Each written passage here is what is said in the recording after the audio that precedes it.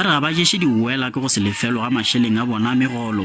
Makomiti go tšwa ka metseng ya Moletši, Mankweng le Sešego ba gwantetse ka masepaleng wa Polokwane go nyaka dikarabo malebana le go se lefelwe.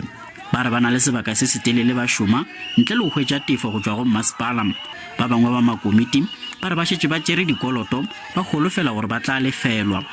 Go se gole sebaka se se telele re ntše re bereka go re amile kudu-kudu ebile re kwa botlhoko because re be re kgopela dikoloto mo e le goreng ba re bitsa gona ba masepala ge ba re nyaka re kgopela dikoloto re ya re tšhela dikoloi dipetrole ka dikoloto re ya re tseba gore stipend se senyane se ba re fang sona re tlo kgona go patela bana ba borena. No, municipality o tla ka di excuse ka mabaka a re a kwešiše gore na go diragang ka bona because ke kgale ntse re engagea le bona so ward committees gore na ba re beile kae sale re lethiwa ka February.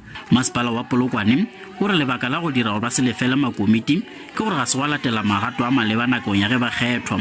E fela masepala o tshepišitše gore ba tla rarolola bothata bjo pele ga kgwedi ya Oktobere e fihla bofelong. Lebakeng le re kgobetse maele go MEC wa Coxstar Bioscope Makamo gore re ka dira bjang a re fa go ahead gore re ka tšwela pele ka go re-establish ward committee tše dingwe o re fela go fihla ka di 14 October. Gomme masepala lebakeng leo gare go thoma mo mafelong a beke o šetše thomile ba šetše ba thomile ko tlasta ya Moletši le bo aganang re tšwela pele.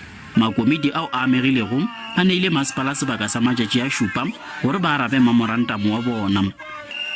Ke Mahlatse Phaladi wa ditaba tša SABC Polokwane.